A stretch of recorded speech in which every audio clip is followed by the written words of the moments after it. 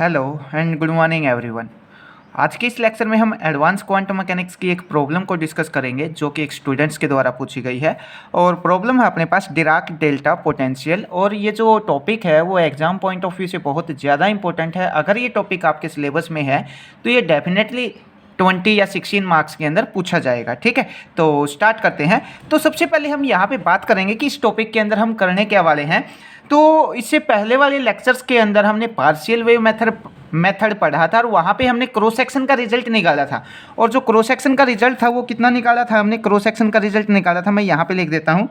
ये आया था अपने पास sigma equal to 4π/k² summation L equal to 0 to L+1 sine del L square.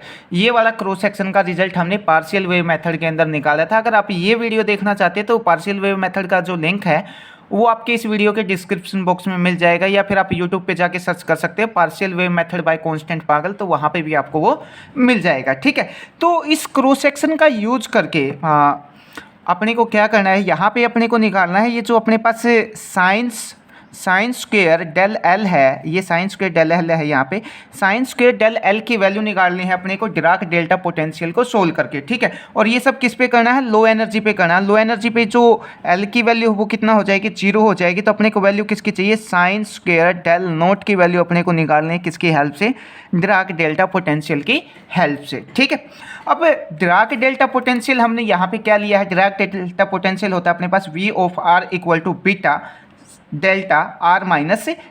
अब यहाँ पे ये जो बीटा है वो स्ट्रेंथ पैरामीटर है, मतलब पोटेंशियल की स्ट्रेंथ को रिप्रेजेंट कौन करके बताएगा, बीटा रिप्रेजेंट करके बताएगा। और ये यहाँ पे जो ए है, ए यहाँ पे रिप्रेजेंट कर रहा है R इक्वल टू ए पे अपने को डिराक डेल्टा मिल रहा है। अब अगर मैं इसको प्लॉट करने की कहोगे तो मैं इसको प्लॉट भी कर देता हूँ। डिराक डेल्टा क्या होता है, जो अपने को एक पॉइंट के ऊपर वैल्यू देगा, बाकी सब जगह उसकी वैल्यू क्या होगी, 0 होगी। ठीक है, तो यहाँ पे हमने क्या बोल दिया, ये वाला जो पॉइंट है, ये वाला जो पॉइंट है इसको हमने ए बोल दिया। ठीक है, और ये अपने पास आर है और ऊपर ये इस तरफ क्या है अपने पास पोटेंशियल है। ठीक है, तो आर इक्वल टू ए के ऊपर ही अपने को पोटेंशियल की वैल्यू मिल रही है। इस रीजन में भी 0 हो पोटेंशियल, इस रीजन में भी 0 हो। इसको रीजन फर्स्ट बोल दिया, इसको रीजन सेकंड बोल दिया। इन दोनों रीजन में कोई भी पोटेंशियल की वैल्यू नहीं है। डिराक डेल्टा की खासियत यही होती है कि वो सिर्फ एक पॉइंट के ऊपर वैल्यू देगा, बाकी और किसी पॉइंट के ऊपर कोई भी वैल्यू नहीं देगा। ठीक है, तो ये हमने पोटेंशियल ले लिया, इसको हमने बोल दिया इक्वेशन नंबर ए। अब इस पोटेंशियल को हम किसकी हेल्प से सोल्व करेंगे, time dependent Schrodinger wave equation की हेल्प से हम इसको सोल्व करेंगे। सॉरी, टाइम डिपेंडेंट नहीं, time independent Schrodinger wave equation की हेल्प से हम इसको सोल्व करेंगे। तो हम यहाँ पे बात कर रहे हैं किस पे, एल इक्वल टू 0 पे, मतलब लो एनर्जी पे। तो एट लो एनर्जी।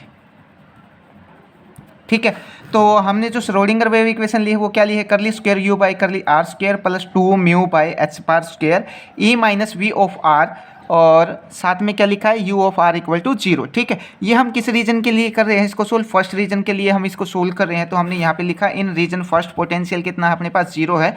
तो यहाँ पे पोटेंशियल की वैल्यू कितना पुट कर देंगे, 0 पुट कर देंगे। पोटेंशियल की वैल्यू 0 पुट करेंगे तो इसकी मल्टीप्लाई किसके साथ मल्टीप्लाई करेंगे, ये टर्म 0 हो जाएगी, साथ में यू ऑफ आर हमने यहाँ पे लिख दिया। इसको हमने बोल दिया इक्वेशन नंबर 1। सेकेंड में हमने क्या किया, ये वाली जो कंप्लीट टर्म है इसको हमने के स्क्वायर पुट कर दिया। ये u1 आर यहाँ पे as it is equal to 0, इसको हमने सेकंड इक्वेशन बोल दिया। अब अपने पास ये जो इक्वेशन है ये एक सेकंड ऑर्डर डिफरेंशियल इक्वेशन है। और सेकंड ऑर्डर डिफरेंशियल इक्वेशन का अपने पास जो सॉल्यूशन होता है, तो वो सॉल्यूशन क्या होता है अपने पास, इसका सॉल्यूशन हमने ले लिया यहाँ पे a साइन के आर। ठीक है, प्लस में b अपने को यहाँ पे समथिंग कुछ मिलेगा। ठीक है, और यहाँ पे इसकी जो वैल्यू वो क्या हो जाएगी, 0 हो जाएगी। तो हमने यहाँ पे b समथिंग लिखा और साथ में इसकी जो b समथिंग की जो वैल्यू वो कितना हो जाएगी, 0 हो जाएगी। तो जो u1 है, u1 अपने को कितना मिल जाएगा, u1 मिल जाएगा अपने को, ये वाली इक्वेशन अपने को मिल जाएगी, क्योंकि b समथिंग तो क्या हो जाएगा, 0 हो जाएगा। ये वाली टर्म अपने को यहाँ पे मिलेगी। तो u1 की वैल्यू क्या है, इसको हमने बोल दिया इक्वेशन नंबर 3। अब ये तो हमने फर्स्ट रीजन का वेव फंक्शन निकाला है। अब अपने को किसका चाहिए, सेकंड रीजन का वेव फंक्शन चाहिए। तो सेकंड रीजन का वेव फंक्शन निकालने के लिए हम यहाँ पे यूज करेंगे पार्शियल वेव मेथड का। और पार्शियल वेव मेथड के बारे में मैंने पहले ही बता दिया, उसका लिंक मैं आपको डिस्क्रिप्शन बॉक्स में दे दूंगा, आप वहाँ पे जाके इसको देख सकते हैं। ठीक है, और पार्शियल वेव मेथड भी काफ़ी इंपॉर्टेंट है एग्जाम पॉइंट ऑफ व्यू से, अगर आपके सिलेबस में है तो वो भी एग्जाम में पूछा जाता है। तो हमने पार्शियल वेव मेथड का यूज करके यहाँ पे हमने सेकेंड ऑर्डर का जो वे वेव फंक्शन है वो हमने यहाँ पे लिख लिया बीटा साइन के आर प्लस डेल्टा। ये हमने सेकंड रीजन का वेव फंक्शन मान लिया, किसकी हेल्प से? पार्शियल वेव मेथड की हेल्प से। ठीक है, अब हम यहाँ पे यूज करेंगे बाउंड्री कंडीशन का, और बाउंड्री कंडीशन क्या है अपने पास? u फर्स्ट और r इक्वल टू a पे इक्वल होगा u सेकेंड, मतलब फर्स्ट रीजन का जो वेव फंक्शन है वो इक्वल होगा सेकेंड रीजन के वेव फंक्शन से इक्वल होगा, मतलब दोनों फर्स्ट रीजन का वेव फंक्शन और सेकंड रीजन का वेव फंक्शन इक्वल होगा कहाँ पे? r इक्वल टू a पे, जहाँ पे अपने को ड्राक डेल्टा मिल रहा है यहाँ पे भी फर्स्ट रीजन का जो फर्स्ट रीजन का वेव फंक्शन है वो भी यहाँ पे मिलेगा, और सेकंड रीजन का वेव फंक्शन वो भी अपने को यहाँ पे मिलेगा। तो r इक्वल टू a पे फर्स्ट रीजन का वेव फंक्शन और सेकंड रीजन का वेव फंक्शन क्या होगा? इक्वल होगा। ये अपने पास फर्स्ट बाउंड्री कंडीशन है। तो यहाँ पे मैं लिख देता हूँ using boundary condition, boundary condition, और ये अपने पास कौन सी है? फर्स्ट बाउंड्री कंडीशन है। ठीक है, तो हमने जो फर्स्ट रीजन का जो वेव फंक्शन है वो यहाँ पे लिख दिया, सेकंड रीजन का वेव फंक्शन हमने यहाँ पे लिख दिया, r इक्वल टू a के ऊपर दोनों वेव फंक्शन क्या होंगे? इक्वल होंगे। अब हम यहाँ पे बात करें सेकंड बाउंड्री कंडीशन की, तो अपने पास जो डिराक डेल्टा का फर्स्ट डेरिवेटिव है वो कंटिन्यूस नहीं होता। ठीक है, डिराक डेल्टा का जो फर्स्ट डेरिवेटिव है वो कंटिन्यूस नहीं होता, और r इक्वल टू 1 पे पोटेंशियल इनफाइनाइट हो रहा है। हमने यहाँ पे देख लिया अपने पास जो r इक्वल टू जब a हो रहा है तो पोटेंशियल की वैल्यू कितना हो रही है? डिराक डेल्टा की वैल्यू कितना जा रही है? इनफाइनाइट वैल्यू जा रही है। तो r इक्वल टू a पे अपना जो पोटेंशियल है वो इनफाइनाइट हो रहा है, और इनफाइनाइट पे वेव फंक्शन कंटिन्यूस होगा। इनफाइनाइट पे वेव फंक्शन कैसा होता है अपने पास? कंटिन्यूस वेव फंक्शन होगा, पर उसका जो फर्स्ट डेरिवेटिव है वो कंटिन्यूस नहीं होगा। इनफाइनाइट पे वेव फंक्शन कैसा होगा? इनफाइनाइट पे वेव फंक्शन होगा अपने पास कंटिन्यूस। ठीक है, पर इसका जो फर्स्ट डेरिवेटिव है, फर्स्ट डेरिवेटिव क्या नहीं होगा? कंटिन्यूस नहीं होगा।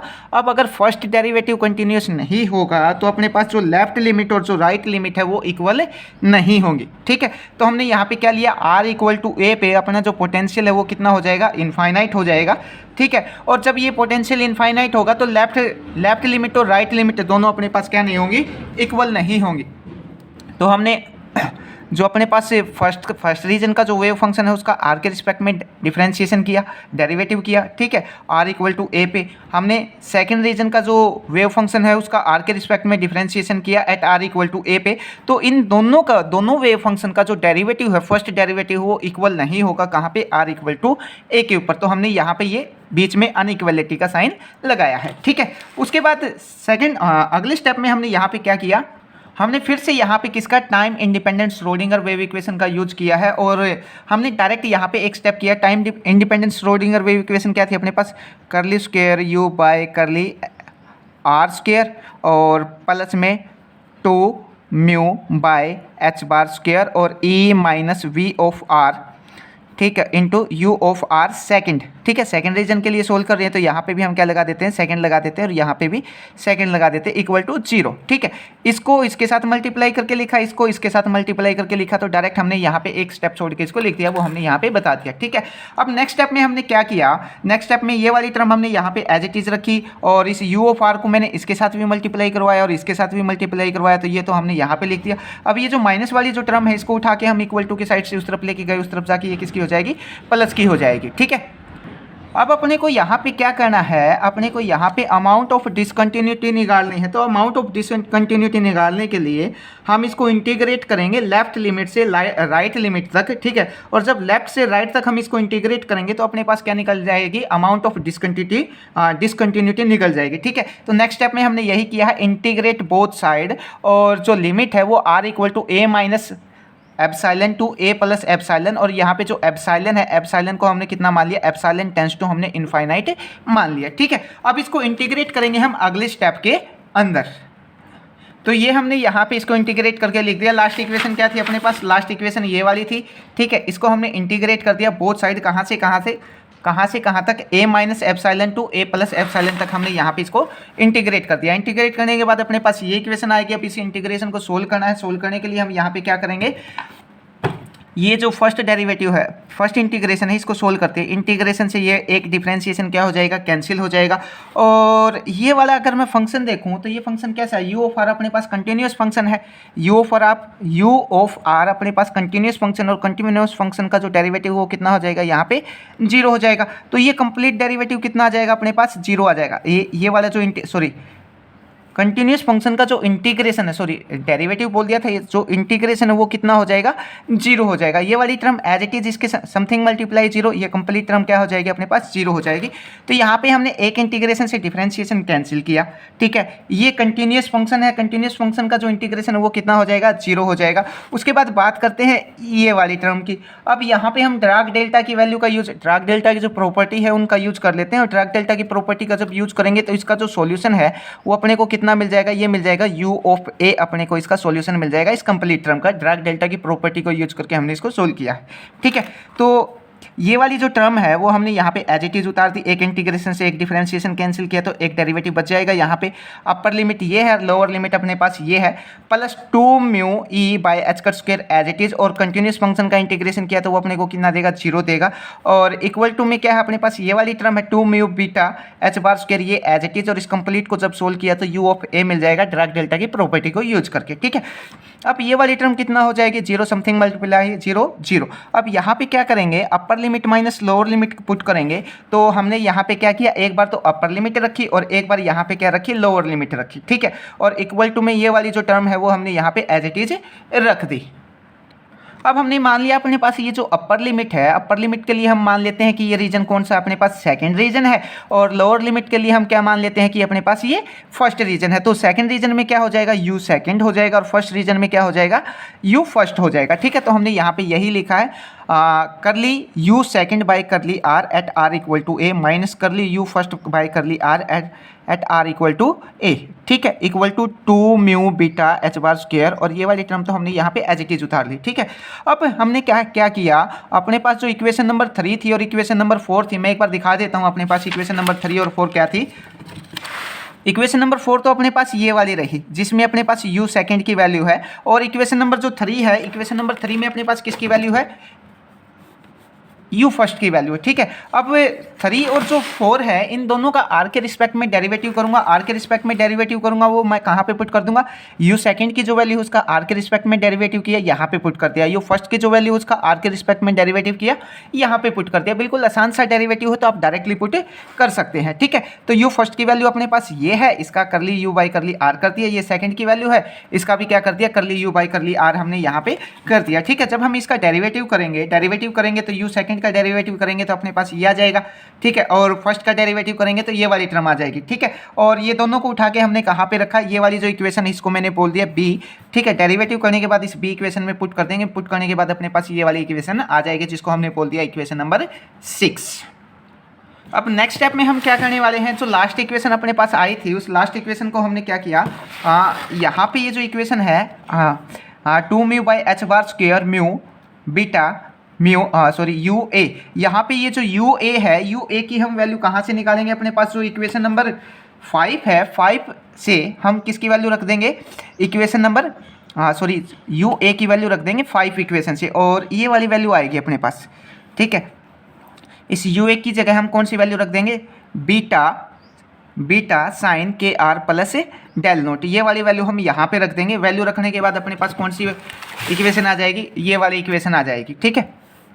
अब इस इक्वेशन में क्या करते हैं, ये वाली जो टर्म है इसको उठा के मैं इक्वल टू के साइड से उस तरफ लेके जाऊंगा, उस तरफ लेके जाऊंगा तो क्या जाएगा, ये वाली उठा के उधर लेके चले जाओ और ये वाली टर्म उठा के उधर लेके चले जाओ। ये वाली टर्म एज इट इज रख दी, इसको उठा के इस तरफ लेके आऊंगा, इधर प्लस की, इधर आके माइनस की हो जाएगी, ये माइनस की इधर आके प्लस की हो जाएगी। इसको मैंने बोल दिया इक्वेशन नंबर 7, ठीक है। अब अपने पास जो इक्वेशन नंबर 7 है और इक्वेशन नंबर को इक्वेशन नंबर 5 से क्या कर देते हैं, डिवाइड कर देते हैं। जब इक्वेशन नंबर 7 को 5 से डिवाइड करेंगे तो अपने पास जो इक्वेशन आएगी वो ये वाली इक्वेशन आ जाएगी, ठीक है। अब नेक्स्ट स्टेप में क्या करते हैं, अपने पास ये जो कोट के ए प्लस डेल नोट है इसको तो मैं यहीं पे रखता हूँ, इसको उठा के इक्वल टू के साइड से उस तरफ लेके चला जाता हूँ, ठीक है। तो ये वाली टर्म मैंने यहाँ पे लिख ली और इसको उठा के उस तरफ लेके गया वो मैंने यहाँ पे लिख दी।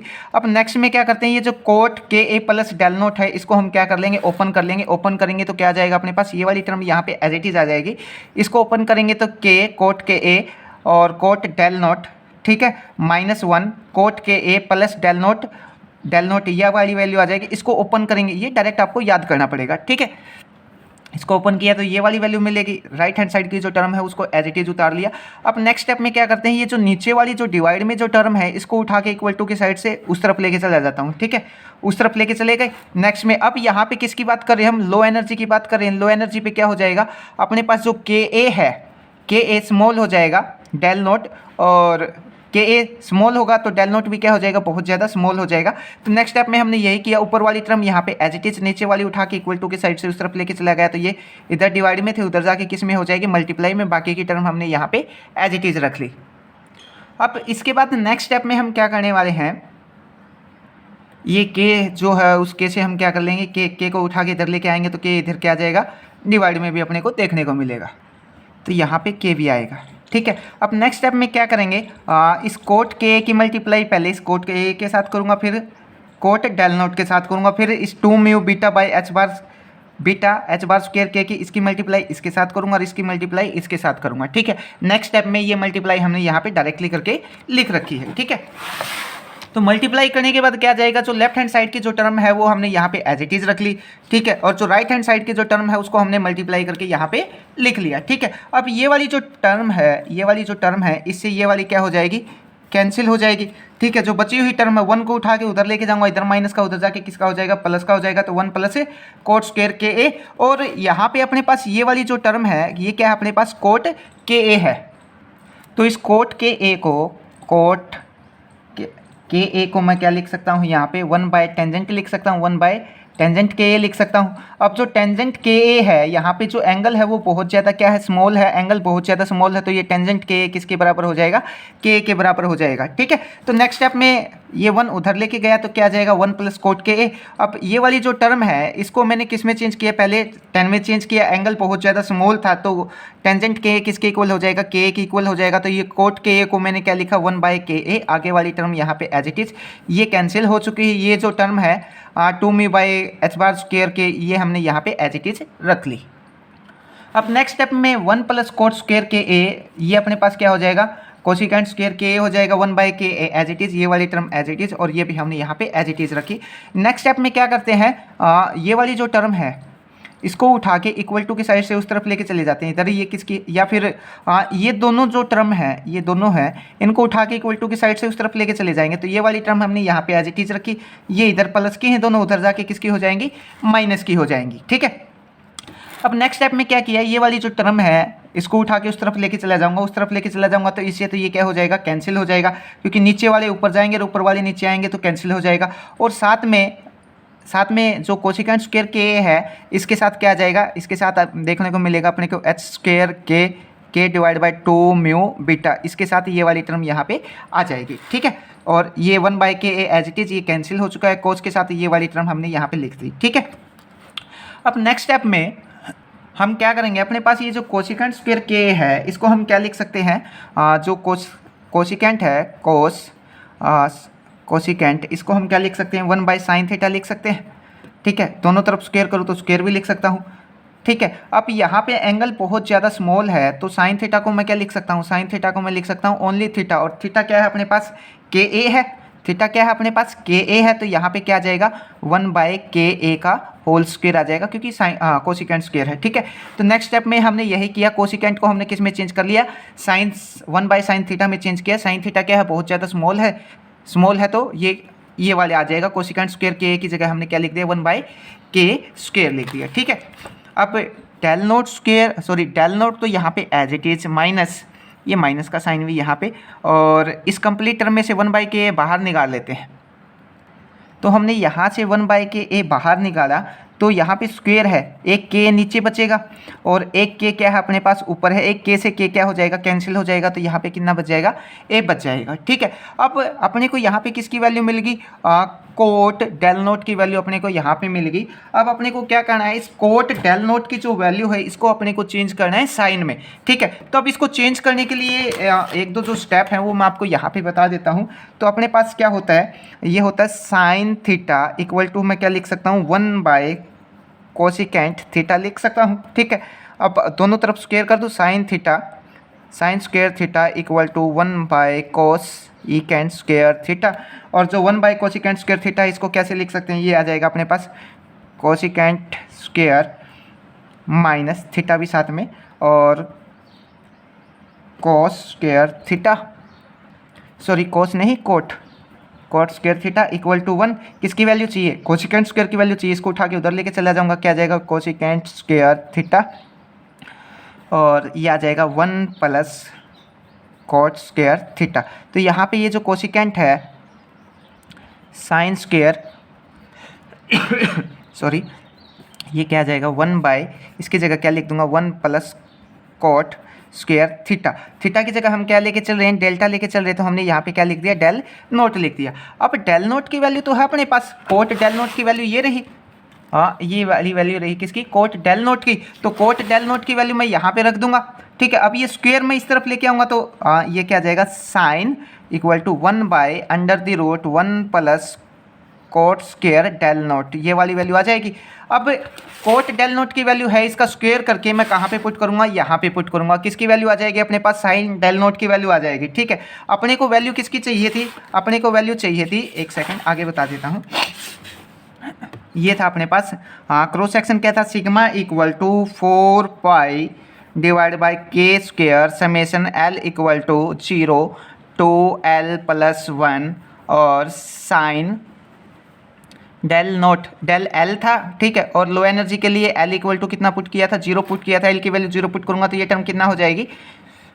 ये टर्म 0 हो जाएगी। तो ये आ जाएगा sigma equal to 4 pi by K square, यहाँ पे के स्क्वायर आएगा, ठीक है। और ये कितना आ जाएगा? Sine del naught, sine square आएगा, sorry sine square del naught. तो साइन की वैल्यू तो हमने निकाल ली। साइन की वैल्यू कितना निकली है अपने पास? साइन की वैल्यू तो यहाँ पे आ जाएगी, एक सेकेंड, हाँ साइन की वैल्यू तो यहाँ पे आ जाएगी, ठीक है। जब मैं कोट की वैल्यू, ये वाली कोट की वैल्यू, ये कोट की वैल्यू मैं उठा के यहाँ पे रखूँगा तो साइन डेल एल की वैल्यू आ जाएगी। उसका स्क्वायर करूँगा, इस साइन स्क्वायर डेल, इस ये वैल्यू आई, इसका स्क्वायर करूँगा। स्क्वायर करने के बाद जो वैल्यू आएगी उसको उठा के कहाँ पे रख दूँगा? उसको उठा के मैं यहाँ पे रख दूँगा, तो अपने पास क्या आ जाएगा? क्रॉस सेक्शन आ जाएगा। आई होप ये एक छोटा सा टास्क है, ये आप कर सकते हैं। आपको ज़्यादा कुछ नहीं करना। ये जो कोट है, इस कोट का क्या करना है? ये जो कोट है, एक मिनट, इसका स्क्वायर करो। स्क्वायर करने के बाद यहाँ पे पुट कर दो, पुट कर दिया। अब फिर साइन स्क्वायर का क्या कर दो? स्क्वायर कर दो, क्योंकि वहाँ पे क्या है अपने पास? साइन स्क्वायर है, तो स्क्वायर करोगे तो ये रूट क्या हो जाएगा? कैंसिल हो जाएगा। साइन स्क्वायर डेल नोट की वैल्यू आ जाएगी। साइन स्क्वायर डेल नोट की वैल्यू कहाँ पे पुट कर दोगे? यहाँ पे पुट कर दोगे, तो अपने पास क्या आ जाएगा? क्रॉस सेक्शन आ जाएगा। किसके लिए? एट लो एनर्जी के लिए, ठीक है। तो हमने डिराक डेल्टा पोटेंशियल को भी सोल्व करके हमने क्रॉस सेक्शन निकाल लिया with the help of partial wave method, ठीक है। तो आई होप आपको ये समझ आया होगा। अगर कोई कैलकुलेशन समझ ना आई हो तो आप मैसेज कर